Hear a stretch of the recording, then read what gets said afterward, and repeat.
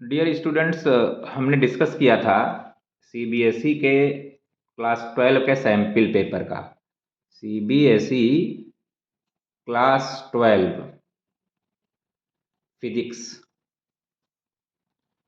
के sample paper को हम लोग डिस्कस कर रहे थे।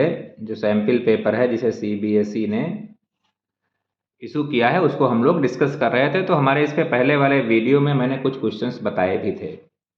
उसके बाद के क्वेश्चंस जो कि क्वेश्चन नंबर 8 है और 1 नंबर का है, 1 मार्क का है। देखो, इसमें 1 मार्क का भले ही है लेकिन it is very important question. तो अब हम इनको डिस्कस करेंगे। और मैंने पहले भी बताया था कि ये जो क्वेश्चंस होते हैं, ये 1 मार्क्स के जो क्वेश्चन है, these are also very important. तो उसी की सीरीज में हम बताना चाहते हैं। जैसे एक क्वेश्चन ये है, an electron with angular momentum L moving around the nucleus has a magnetic moment given by E L upon 2m। L आपका एंगुलर मोमेंटम है, तो ये पूरा मैग्नेटिक मोमेंट होगा, या ये मैग्नेटिक मोमेंट होगा, या ये होगा, या ये होगा। तो इसके लिए आपको ये बहुत ज़्यादा ज़रूरी है कि जैसे मान लीजिए न्यूक्लियस होता है और इलेक्ट्रॉन इसके सराउंडिंग रिवॉल्व करता है। Suppose this is the electron and revolving around this.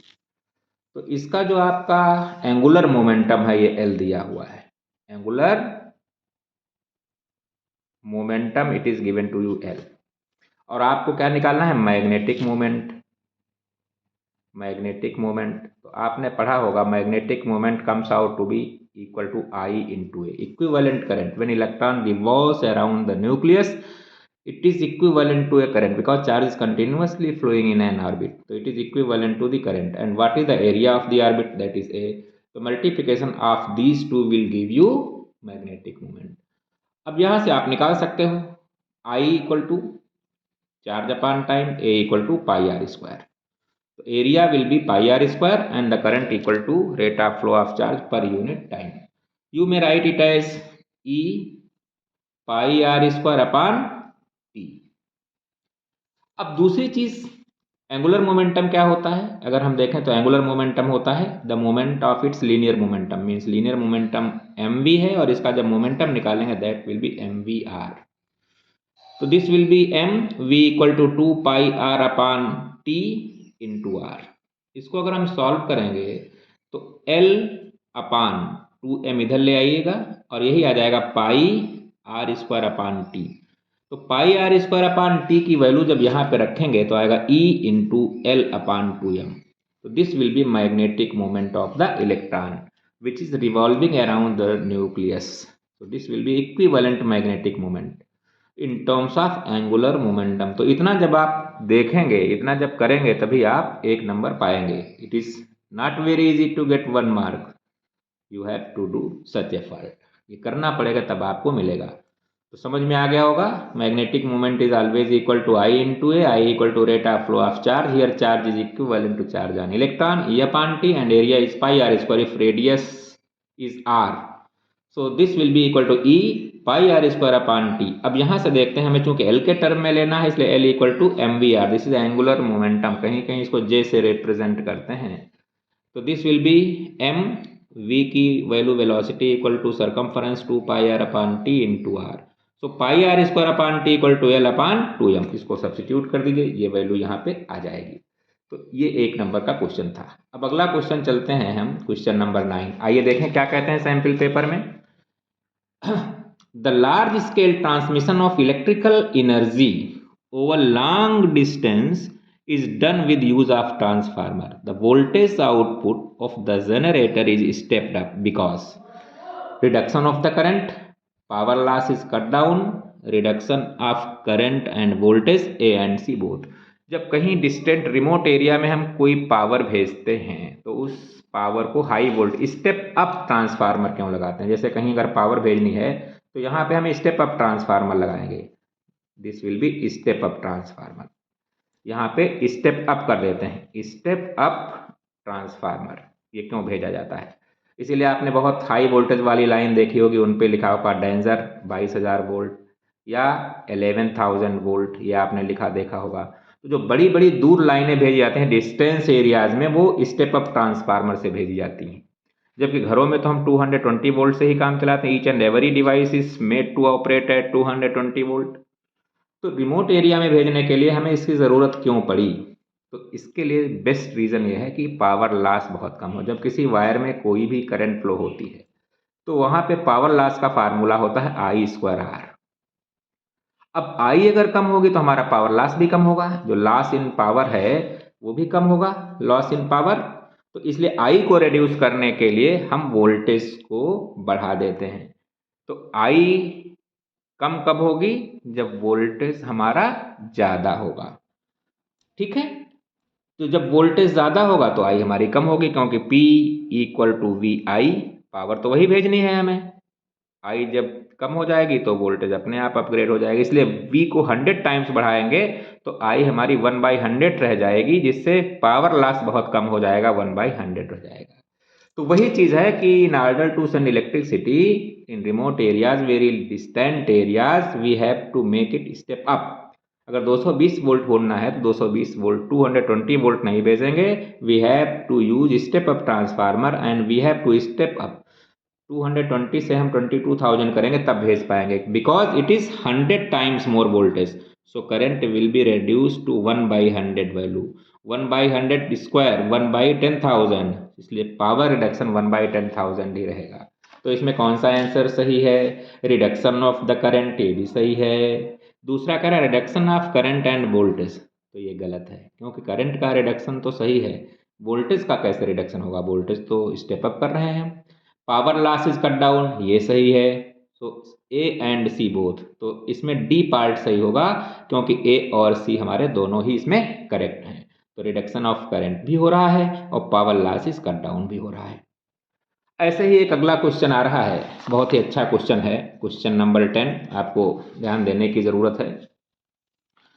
The diagram below shows the electric field and magnetic field component of an electromagnetic wave at a certain time and location। एक दिया हुआ है electromagnetic wave में, ये magnetic field vector है, ये electric field vector है।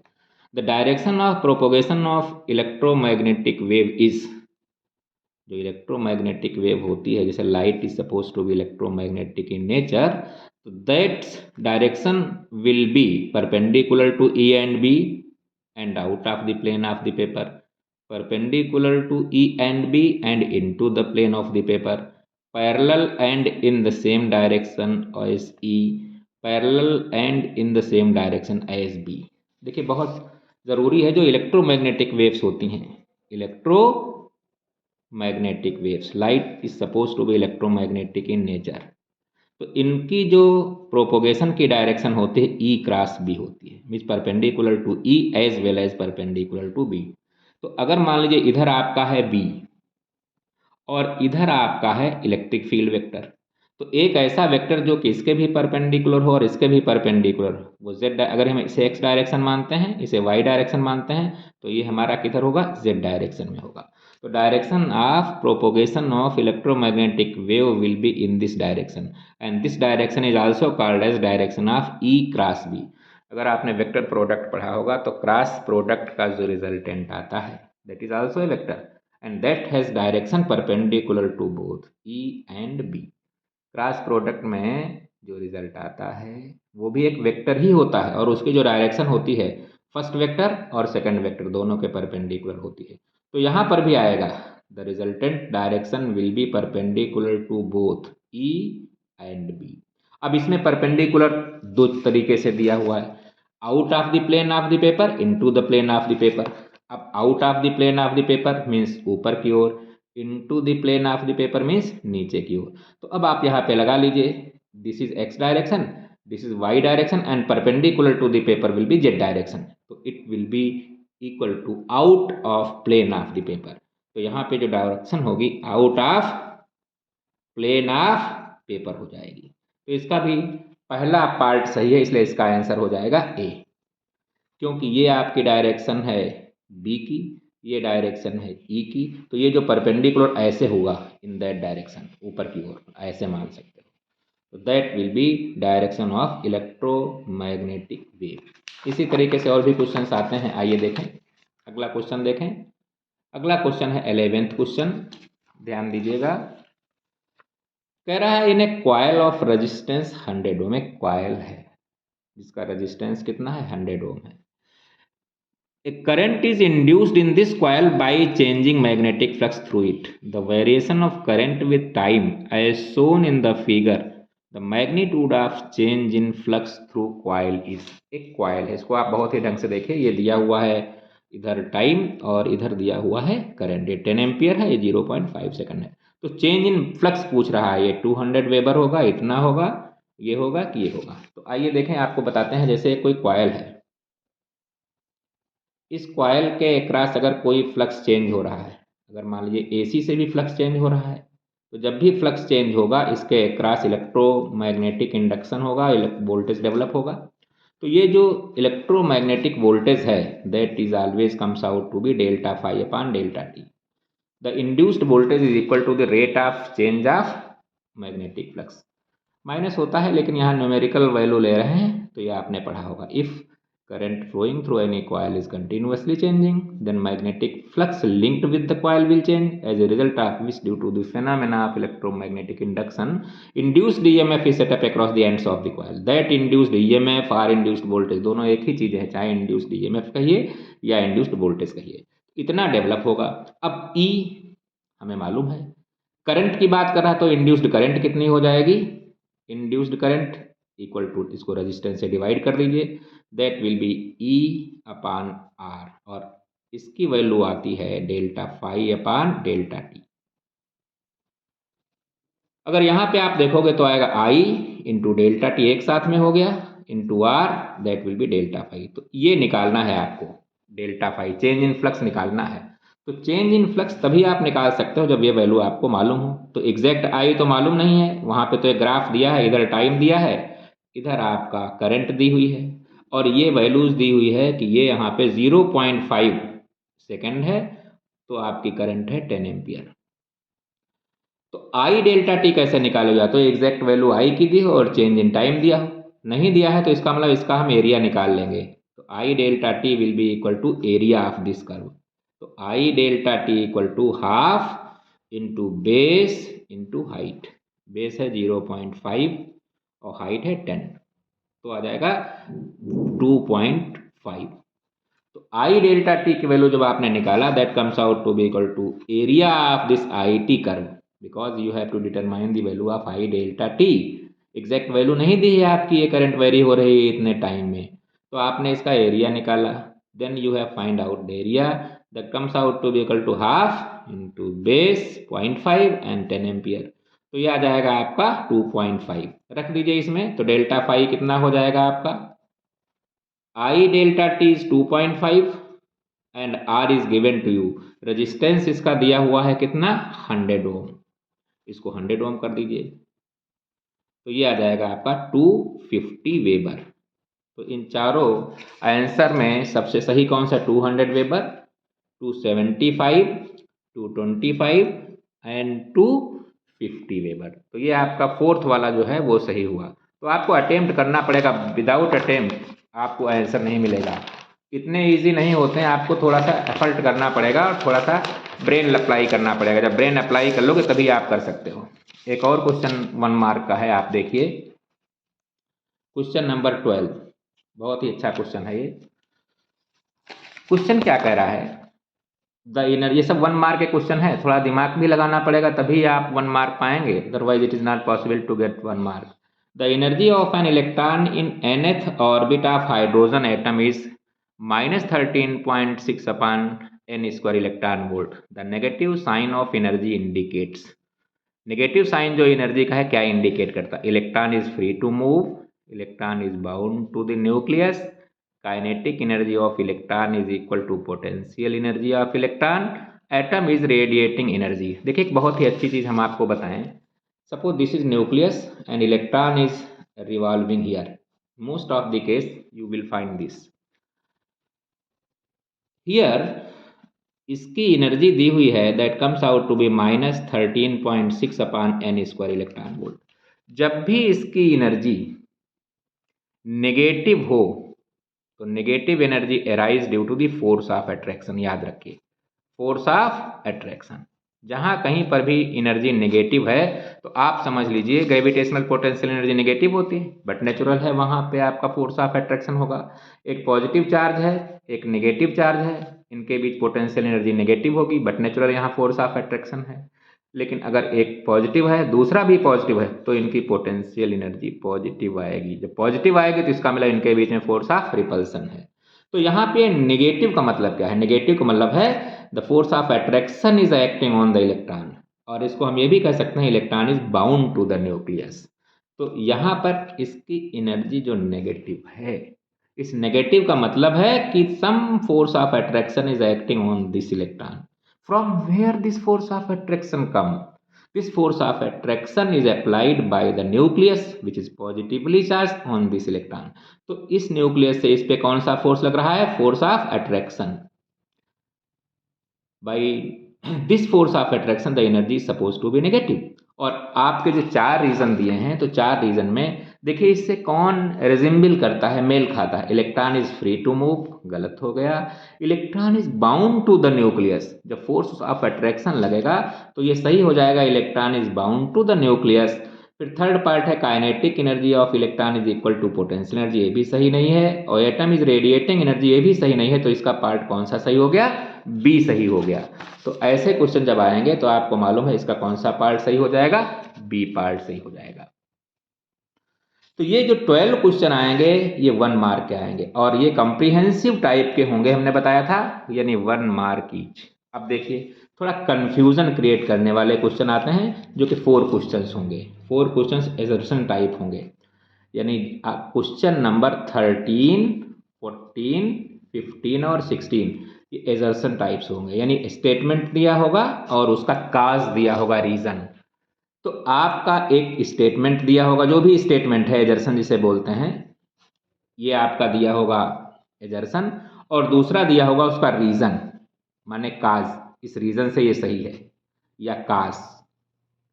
अब इसमें अगर दोनों सही हैं, मान लीजिए स्टेटमेंट भी सही है और रीजन भी सही है और उसका एग्जैक्ट एक्सप्लेनेशन है, यानी इस स्टेटमेंट का एग्जैक्ट एक्सप्लेनेशन यही रीजन कर रहा है, तो आपका ए सही होगा। यानी स्टेटमेंट को करेक्टली एक्सप्लेन कौन करता है? उसमें जो रीजन दिया हुआ वो करता है, तो ए सही होगा। दूसरी चीज क्या है कि स्टेटमेंट भी है रीजन भी है। स्टेटमेंट आपका सही है, ठीक है, स्टेटमेंट आपका सही है और रीजन भी अपनी जगह सही है, लेकिन इस स्टेटमेंट को ये रीजन क्लियर नहीं करता है। दोनों सही हैं, मैं क्या कह रहा हूं? Statement is true, reason is also true, but this cause this reason does not clarify the statement। दोनों अपनी अपनी जगह पे सही हैं, लेकिन ये जो रीजन है इसका करेक्ट एक्सप्लेनेशन नहीं है, तो हम बी वाले पे टिक लगाएंगे। फिर तीसरी चीज कि ए जो हमारा है वो तो सही है, स्टेटमेंट तो सही है, लेकिन ये हमारा फॉल्स है, यानी स्टेटमेंट हमारा ट्रू है और रीजन हमारा क्या है? फॉल्स है, तो हमारा सी लगाएंगे। और अगर दोनों ही फॉल्स हैं, एस भी फॉल्स है और रीजन भी फॉल्स है, तो हम वहां पे क्या करेंगे? डी लगाएंगे।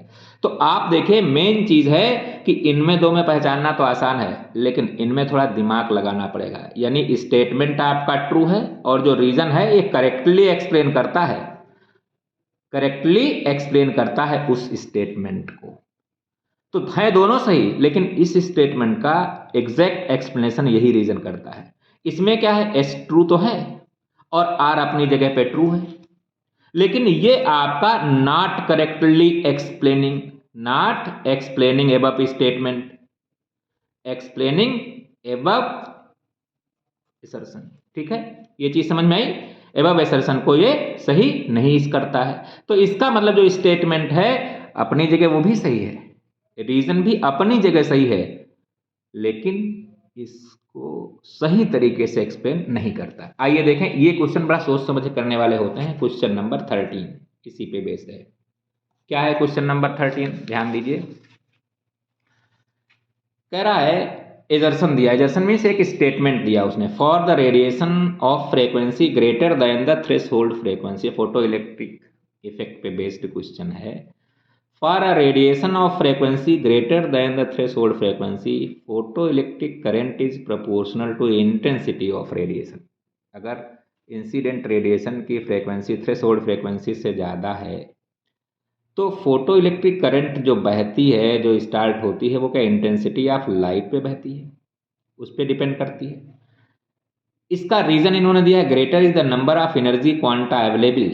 जितने ही फोटॉन्स ज़्यादा होंगे, एनर्जी क्वांटा माने photons, greater is the number of electrons absorbing the energy quanta, उतने ज़्यादा इलेक्ट्रॉन एब्जॉर्ब करेंगे।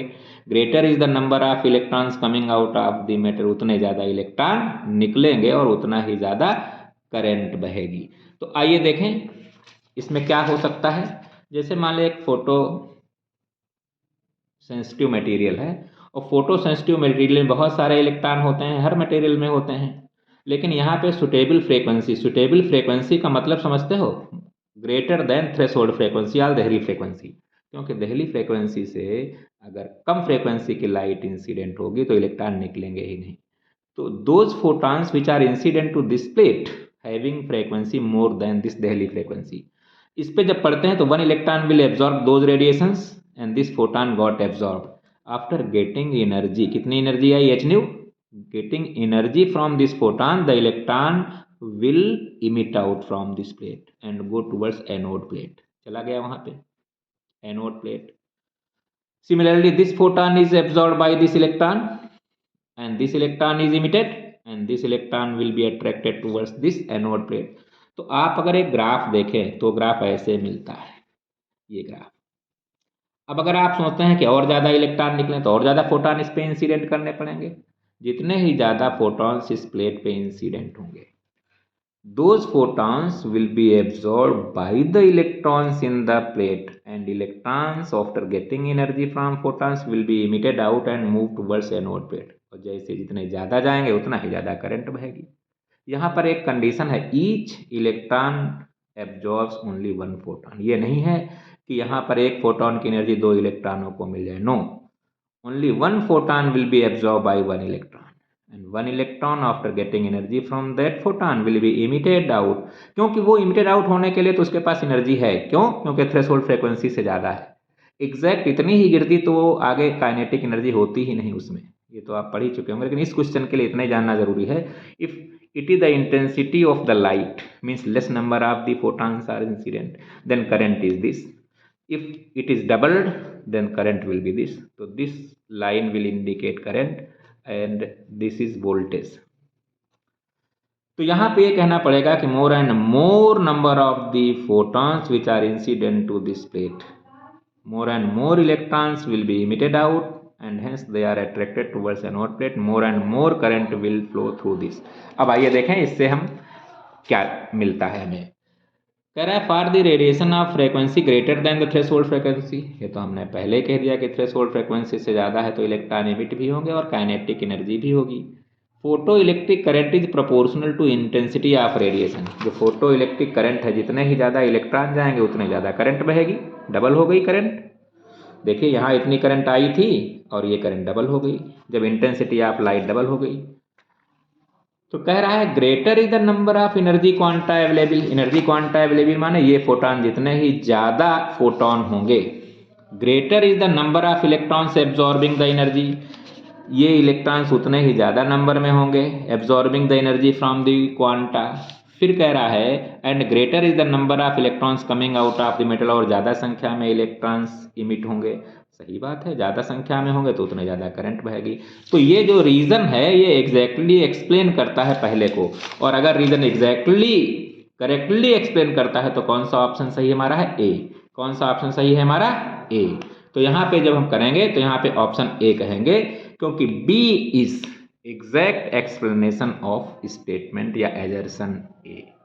बहुत जरूरी है समझना, यहाँ पर हम एजर्सन ए हमारा स्टेटमेंट जो दिया था वो सही था, जो रीज़न दिया था वो भी सही था, और रीज़न जो दिया था वो करेक्टली एक्सप्लेन करता था, इसलिए हमारा ए पार्ट सही है। क्योंकि यहाँ हमने बताया हमें ए सेक्शन में वो देना है कि जो रीज़न दिया है वो करेक्टली एक्सप्लेन करता है तो वो ए माना जाएगा। अगर सही दोनों हैं लेकिन ये एक्सप्लेन नहीं करता है तो हम बी लिखेंगे। इन्हीं दो में ज़्यादातर दिक्कत होती, बाकी इन दोनों में दिक्कत नहीं होती है। आइए देखें, इसी से मिलता जुलता एक अगला नेक्स्ट क्वेश्चन है। Putting P type semiconductor slab directly in physical contact with N type of semiconductor slab can not form a PN junction. एक बहुत ही अच्छा क्वेश्चन, इसको आप देखेंगे क्वेश्चन नंबर 14। एजर्शन क्या है, जिसे स्टेटमेंट कहते हैं। अगर एक पी टाइप का सेमीकंडक्टर है और एक एन टाइप का सेमीकंडक्टर है, दोनों को पास पास रख दें, तो कह रहा है putting P type of semiconductor slab directly in physical contact with N type of semiconductor slab can not form PN junction. अगर पास पास रख देते हैं तो पीएन जंक्शन नहीं बनता है। Can not form PN junction नहीं बनता। क्यों? क्या ये रीजन सही है हमारा? क्या एग्जैक्टली एक्सप्लेन करता है? The roughness eight contact will be much more than interatomic crystal spacing and continuous flow of charge carrier is not possible। जो रफनेस है कांटेक्ट सरफेस पे, भाई बिल्कुल परफेक्टली स्मूथ तो दुनिया में कोई भी चीज़ नहीं, तो यहाँ पे जब रख दिया आपने, जो रफनेस है उस पर स्मूथ नहीं है, तो जो roughness at the contact will be much more than inter atomic crystal spacing. जो इंटर एटॉमिक क्रिस्टल स्पेसिंग होती है उससे बहुत ज़्यादा है, इसलिए कंटिन्यूस फ्लो ऑफ चार्जेस, न तो होल इधर आ पाएंगे न इलेक्ट्रॉन इधर आ पाएंगे, वो पॉसिबल नहीं है। तो वही चीज़ है, हमें लगता है कि जब आप जैसे मान लीजिए ये कैप है पेन का और इसके कांटेक्ट में रख दें, तो क्या इससे होल उधर जा सकते हैं, इससे इलेक्ट्रॉन आ सकते हैं? नहीं, क्योंकि ये जो कांटेक्ट सरफेस है, कांटेक्ट सरफेस में जो रफनेस है, रफनेस बहुत ज़्यादा है। किससे? इंटर एटॉमिक स्पेसिंग से। इसके अंदर के जो एटम्स हैं उनकी स्पेसिंग जो है उससे बहुत ज़्यादा है। तो roughness at the contact surface is much more than the inter atomic crystal spacing, इसलिए उनका फ्लो नहीं रुकेगा। जब फ्लो नहीं होगा तो पीएन जंक्शन बन ही नहीं पाएगा। तो ये भी सही हमें लग रहा है। The roughness at the contact will be much more than the atomic crystal spacing and continuous flow of charge carrier is not possible। तो हमें लगता है ये भी रीजन हमें एग्जैक्टली एक्सप्लेन करता है। और जब वहाँ पर फ्लो ऑफ चार्ज नहीं होगा तो पीएन जंक्शन बनेगा ही नहीं, क्योंकि पीएन जंक्शन बनाते तो इसीलिए है कि फ्लो ऑफ चार्ज बना रहे। इसलिए इसका भी हमारा कौन सा ऑप्शन सही है? ए ऑप्शन सही है। यानी assertion is true and reason जो काज है वो एग्जैक्टली एक्सप्लेन करता है, इसलिए हमारा कौन सा ऑप्शन सही है? 4 में ए सही है। इसी से एक और हम मिलता हुआ बनाते हैं। एक क्वेश्चन है, 4 क्वेश्चन ऐसे आते हैं, हमने पहले ही बताया था 4 question of such kind will be asked assertion type and very carefully you have to solve all these questions, क्योंकि फर्स्ट और सेकंड यानी ए और बी में ही ज़्यादातर प्रॉब्लम होती है। थर्ड क्या है? 15th question, an electron has higher potential energy when it is at the associated at with the negative value of the potential and has lower potential energy when at the location associated with the positive potential। फिर कह रहा है कि reason जो है, electrons move from the region of higher potential to the region of lower potential. देखो दोनों को पहले आप ढंग से समझिए कि जैसे एक प्लेट ये है पॉजिटिव प्लेट है, यहाँ डेफिशिएंसी ऑफ द इलेक्ट्रॉन है, और ये आपके नेगेटिव प्लेट है, यहाँ एक्सेस ऑफ इलेक्ट्रॉन है। यहाँ इलेक्ट्रॉन्स डेफिसिट हैं, बहुत कम है, यहाँ इलेक्ट्रॉन्स आपके एक्सेस हैं, यहाँ एक्सेस हैं। तो नेगेटिव प्लेट पे बहुत ज़्यादा रहते हैं, यही कह रहा है। Electron has higher potential energy when it is at location associated with negative value of the potential. तो negative value of the potential है तो इनकी पोटेंशियल एनर्जी हायर होगी, पोटेंशियल एनर्जी हायर कही जाती है। और ये पॉजिटिव है, पॉजिटिव प्लेट है, देखो क्या कह रहा है, विद द पॉजिटिव प्लेट। तो यहाँ पे पोटेंशियल एनर्जी इसकी क्या होती है? लोअर होती है, मिनिमम होती है। When the electron resides at the positive potential, क्योंकि अट्रैक्ट कर लिया जाएगा, अट्रैक्ट कर लिया तो पोटेंशियल एनर्जी मिनिमम हो जाएगा, यहाँ पोटेंशियल एनर्जी इनकी ज़्यादा हो जाएगी। तो an electron has higher potential energy when it is at location associated with the negative value of the potential energy. Negative value of the potential, इस प्लेट का पोटेंशियल नेगेटिव है तो उसकी जो पोटेंशियल एनर्जी है वो हायर है। और कह रहा है and has lower potential energy when at the location associated with the positive potential। Second कह रही है आपका स्टेटमेंट हुआ यानी एजर्सन हुआ, इसी का जो रीजन कह रहा है, रीजन कह रहा है electron move from region of higher potential to the region of lower potential, यानी हायर पोटेंशियल रीजन से लोअर पोटेंशियल रीजन की ओर कह रहा है। Higher potential region to lower potential region, lower potential region. देखिए बहुत स्लाइट डिफरेंस है, जनरली लड़के इसमें गलत कर देते हैं। हायर पोटेंशियल रीजन कहा है, हायर पोटेंशियल रीजन का मतलब क्या है, जहां ज्यादा पोटेंशियल होगा। ठीक, पोटेंशियल एनर्जी नहीं कहा है, पोटेंशियल एनर्जी नहीं कहा है। Electron move from higher potential region, higher potential region, higher potential region यहाँ पे है, पोटेंशियल एनर्जी तो लोअर है। हायर पोटेंशियल रीजन का मतलब ये वाली प्लेट हुई, और लोअर पोटेंशियल रीजन कौन सी प्लेट हुई, ये प्लेट हुई। तो क्या इलेक्ट्रॉन यहां से यहां जाएगा, नेवर, कभी नहीं जाएगा। इलेक्ट्रॉन हमेशा यहां ज्यादा है, ये नेगेटिव पोटेंशियल है, इसका मतलब इलेक्ट्रॉन ज्यादा है, इसलिए इलेक्ट्रॉन हमेशा इधर से इधर आएंगे। तो पहला स्टेटमेंट तो उसने सही बताया, लेकिन दूसरा स्टेटमेंट इसका हो गया गलत, क्योंकि इलेक्ट्रॉन जो मूव करते हैं वो हायर पोटेंशियल एनर्जी से लोअर पोटेंशियल एनर्जी की ओर, यानी नेगेटिव पोटेंशियल रीजन से लोअर पॉजिटिव, मतलब positive potential higher potential region की ओर। तो पोटेंशियल एनर्जी और पोटेंशियल रीजन बिल्कुल अलग अलग हैं। पोटेंशियल एनर्जी तो हायर है, लेकिन पोटेंशियल रीजन आपका माइनस होने से मिनिमम है। पोटेंशियल रीजन आपका क्या है, लो है। यहां पर पोटेंशियल रीजन क्या है, हाई है, हाई है पोटेंशियल रीजन, पोटेंशियल रीजन। तो electron will move from low potential region to higher potential region, इसमें उल्टा दिया है, electron move from higher potential region to low, तो इसलिए यह आपका क्या हो गया, फॉल्स हो गया, गलत हो गया। ए वाला सही था। तो स्टेटमेंट के हिसाब से एजर्शन तो आपका सही है, और जो रीजन है वो आपका क्या है, गलत है, इसलिए इसका स्टेटमेंट का कौन सा पार्ट सही हुआ, सी सही हुआ। दोनों में अंतर समझ लीजिएगा। ये पॉजिटिव पोटेंशियल इसीलिए है इसका, क्योंकि हायर पोटेंशियल है, निगेटिव इसीलिए है क्योंकि लोअर पोटेंशियल है।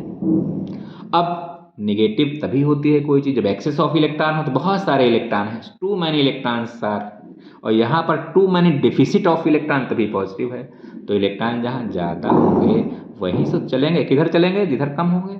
तो यहाँ से यहाँ अपने आप जाएंगे, माने निगेटिव प्लेट से पॉजिटिव प्लेट की ओर जाएंगे।